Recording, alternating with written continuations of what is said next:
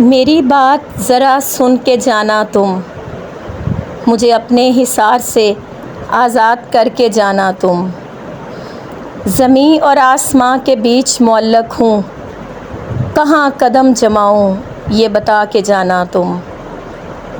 بے موسم کیوں آنکھوں سے پانی برستا ہے، لوگوں کو کیا بتاؤں سبب یہ سمجھا کے جانا تم۔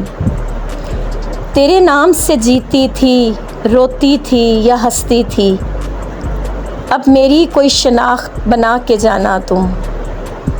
سنا تھا تیرے میٹھے بول میں جادو ہے، میری جان میرے جذبوں کو سلا کے جانا تم۔ کبھی تیرے ہونٹوں کے گلاب میرے ماتھے پہ کھلتے تھے، اب داغے جدائی وہاں سجا کے جانا تم۔